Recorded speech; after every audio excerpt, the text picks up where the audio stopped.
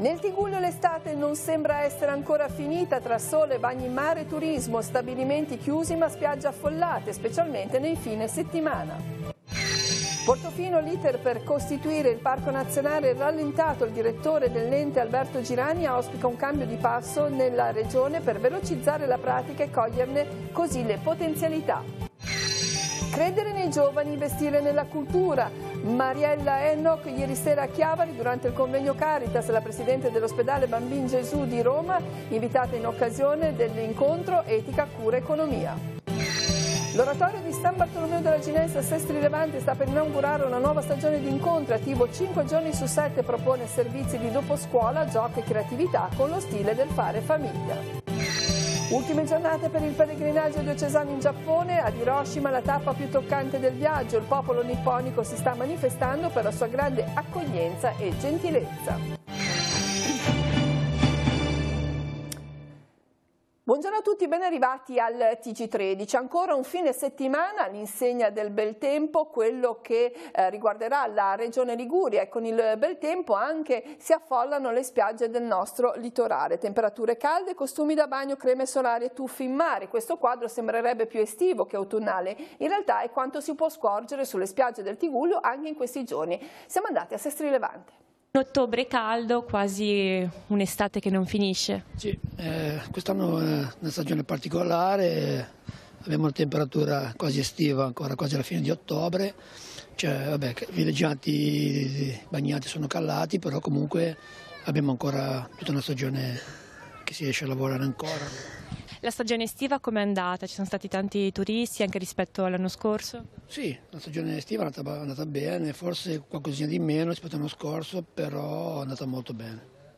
Siamo partiti ieri sera da Lugano, noi abitiamo lì e visto che abbiamo una bimba di 3 anni abbiamo pensato di venire qua, così lei si gode la spiaggia, il mare speriamo e la sabbia. Quindi quasi un po' come se fosse estate? Sì, la coda dell'estate. Quindi da Lugano appunto in Riviera, e poi appunto in giornata come siete organizzati? Ma penso che passeremo il più tempo possibile in spiaggia, stasera al ristorante e facciamo qua il weekend, quindi domani ripetiamo il programma. E avete anche un bagno in programma da fare? Spero di sì, spero proprio di sì, adesso vediamo se l'acqua ce lo permette. Quindi siete attrezzati con costume, asciugamano, come se fosse proprio estate? Sì. Con lei è di Sestri, appunto, riuscite a godere l'estate qui a Sestri? Tutta l'estate qua. Com'è andata? Benissimo, benissimo. È riuscita a fare un bagno oggi? Sì, altro che più di uno.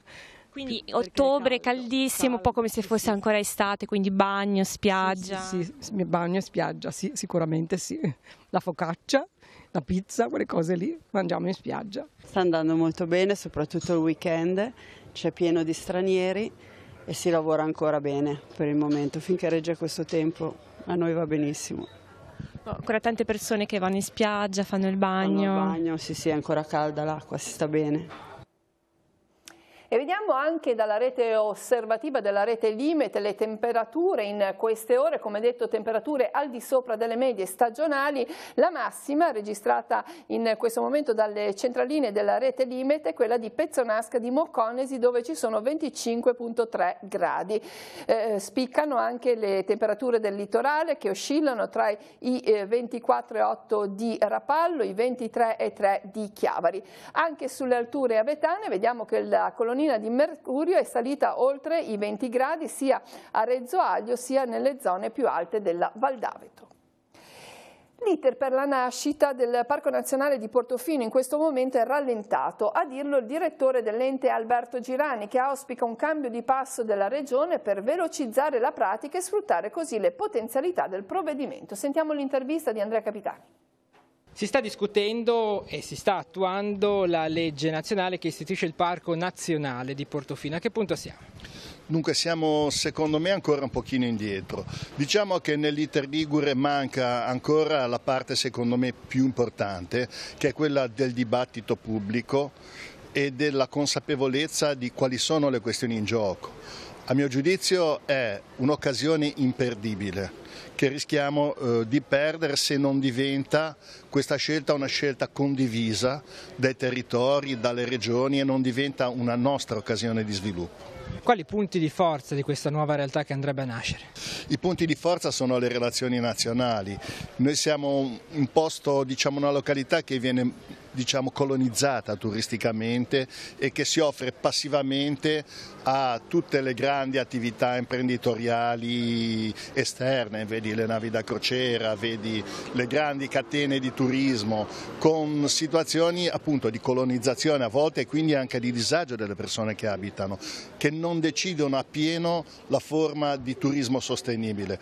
Un parco nazionale è un'occasione per rilanciarsi con dei rapporti di forza estremamente diversi, fondando sulla qualità, sulla durevolezza di questo sviluppo e la sostenibilità, che è anche vivibilità stessa del fenomeno. Questo equivarrebbe anche a nuove risorse a disposizione? Questo sicuramente, ma non solo quelle dirette cash che può garantire in più il Ministero. Sono le relazioni internazionali, i progetti, la capacità di innescare nuovi fenomeni economici, quindi attività imprenditoriali generate sul territorio, che sono la vera opportunità.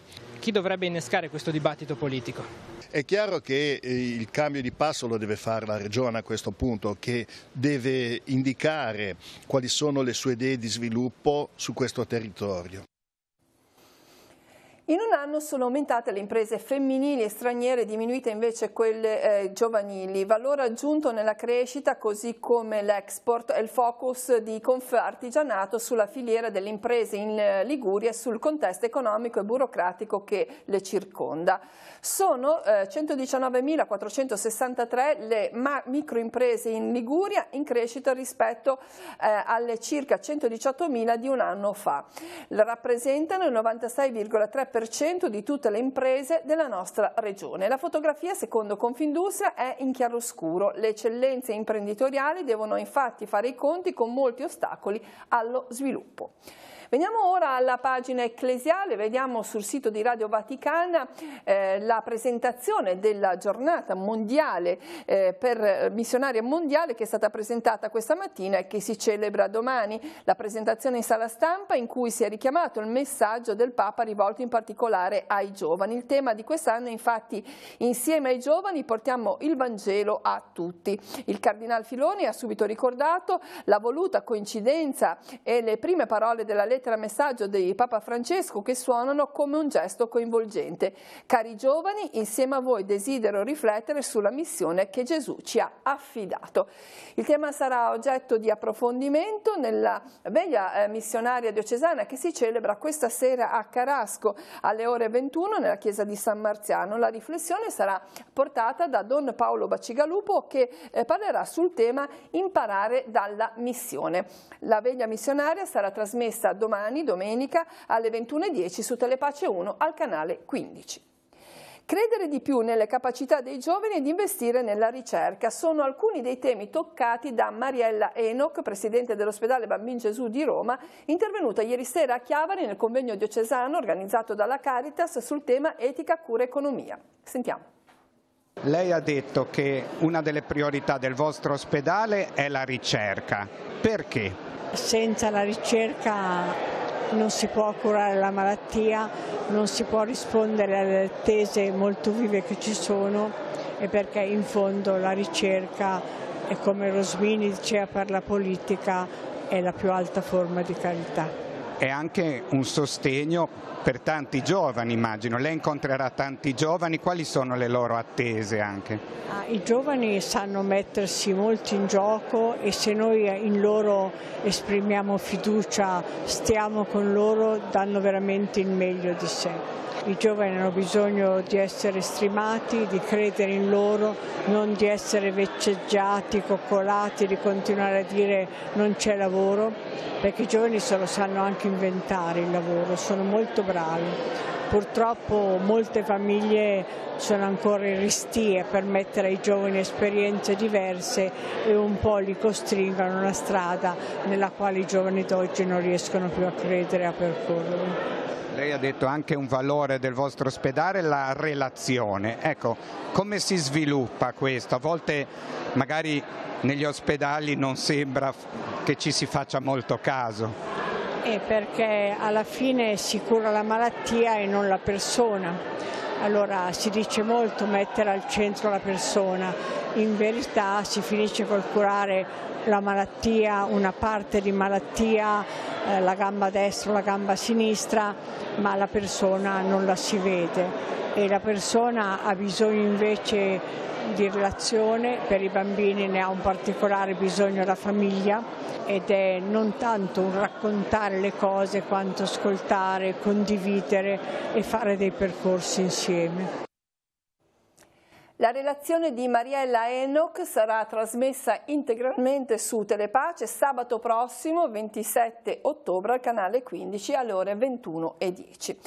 Si svolgerà domenica, vediamo la notizia sul nostro sito teleradiopace.com, a Carasco l'annuale raduno delle confraternite della diocesi. Alle 9 fissato il ritrovo in piazza Umberto I, alle 10 nella chiesa di San Marziano la Santa Messa presieduto dal vescovo Alberto Tanesini. Al termine ci sarà la processione per le vie del paese delle confraternite con i caratteristici crocifissi lignei.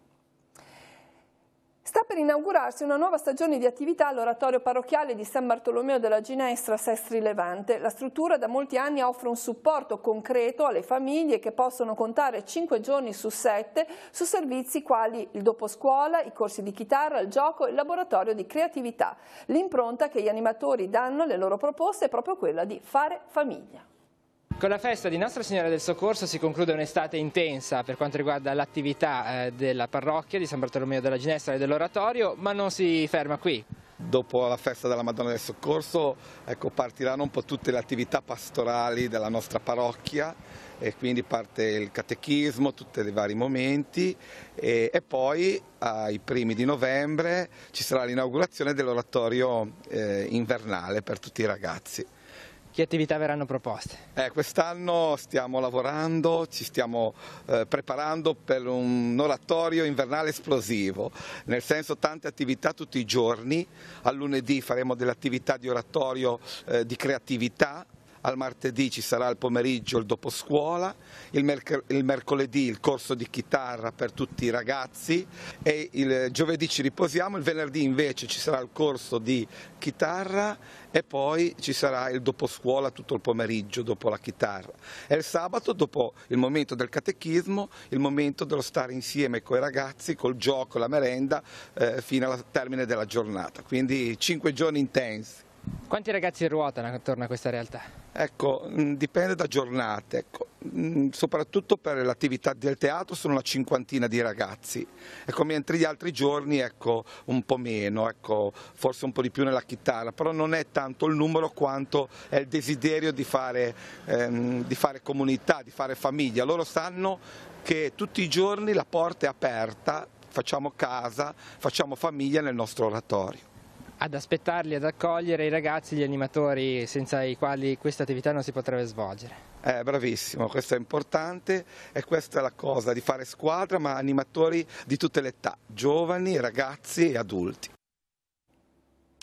Domani si chiuderà il giubileo in occasione dei 900 anni di consacrazione della cattedrale di San Lorenzo a Genova. Il cardinale Angelo Bagnasco presiederà alle 15:30 la Santa Messa che darà inizio al nuovo anno pastorale nell'arcidiocesi genovese. Saranno presenti i vescovi della regione ecclesiastica ligure. La Santa Messa sarà trasmessa in diretta su Telepace 3 al canale 115.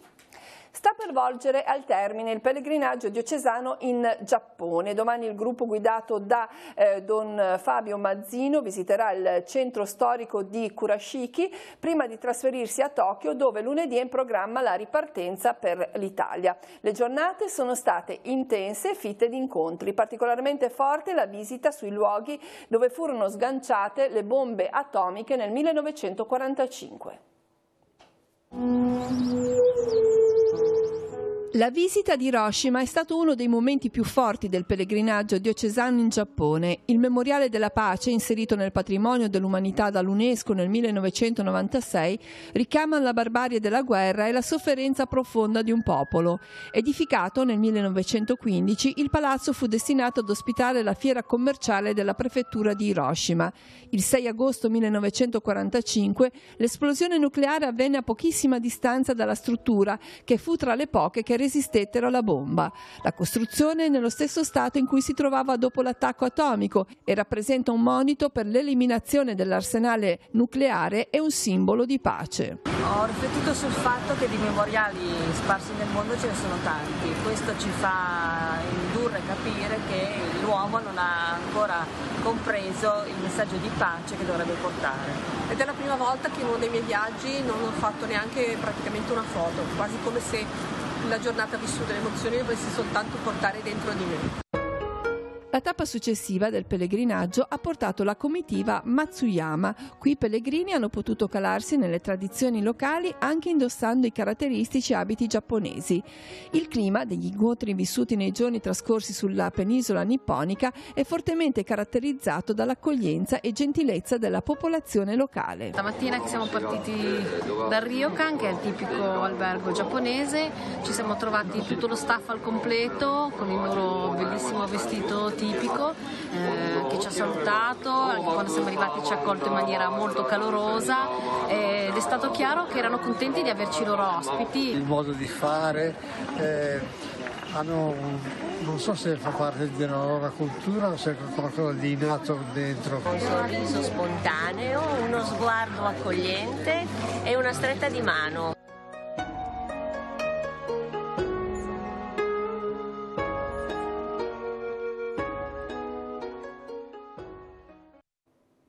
Si svolgerà domani mattina alle 10 nella sala Carlo Bo a Palazzo Fascia Sestri Levante la cerimonia di premiazione del 20° concorso nazionale di poesia, prosa e fotografia indetto dall'Associazione Uleudo.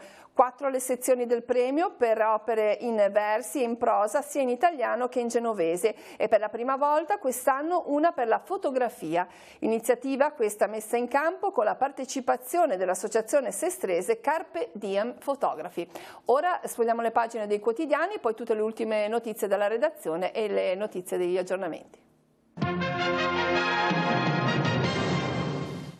Condono che brucia, alta tensione nel governo, Salvini, Di Maio sapeva tutto, la replica non sono bugiardo, forse si cambia, la politica italiana in primo piano su Avvenire, oggi Consiglio dei Ministri per chiarire mentre lo spread va in altalena e all'estero si continuano a vendere i titoli di Stato italiani. A centro pagina lo sport, la nazionale di pallavolo oggi in finale ai mondiali, Avvenire ha un buon gioco di parole, dice l'Italia rosa che vince con l'unico muro buono. All'interno del quotidiano cattolico la crisi tra Mosca e Costantinopoli, ortodossi divisi sull'Ucraina, ma è davvero uno scisma? Lo scontro tra Kirill e Bartolomeo mette a rischio il dialogo. All'interno adozioni internazionali e l'ora del cambiamento, numeri stabili dopo gli anni del crollo verticale, pronte formule nuove, ma la politica è ferma. Adesso la prima pagina del secolo XIX prosegue l'inchiesta sul Ponte Morandi, trovato il tirante che si è strappato, era corroso, è la prova decisiva, è stato individuato tra le macerie del ponte, i PM ordinano una super perizia a Zurigo. E a centropagina il governo, il Premier cerca la mediazione, manovra, nuova lite Salvini-Di Maio e Moody's taglia il rating dell'Italia. Adesso la pagina del Levante che ci porta a Rapallo con la mobilità cittadina, comune in pressing per l'area dell'ex calo delle Ferrovie dello Stato, punta ad acquisirla e a raddoppiare il park. Contatti con le ferrovie avviati, il sindaco dice zona edificabile, possiamo costruire un piano in più e arrivare ad almeno 300 posti auto. All'interno del giornale il meteo, un autunno al mare, ottobre mai così caldo, la media è di oltre 24 gradi, la conferma dai dati ufficiali registrati dagli esperti dell'ARPAL. Temperature sempre più alte, dal 2015 sono salite di 3 gradi. Un tavolo in Fontanabuona per trovare l'accordo sul futuro dell'area Quartaie. Garibaldi, consigliere regionale del PD, dice confronto con Confindustria e sindacato, la proprietà è di Filse, ora la regione vuole valorizzare il sito di Cicagna.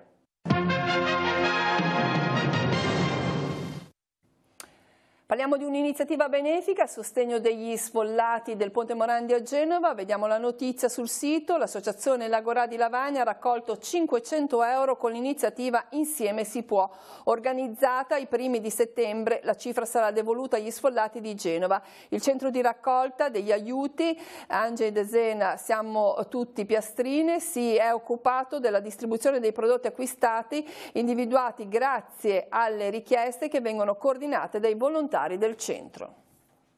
Andiamo ora in redazione per le ultime notizie. Per noi Francesca Caporello. Sì, grazie Cristina, buongiorno a tutti. Questa mattina, intorno alle 11, i sommozzatori dei Vigili del Fuoco sono intervenuti a Portofino, in corrispondenza della Secca Gonzatti, per soccorrere dei subacquei in difficoltà.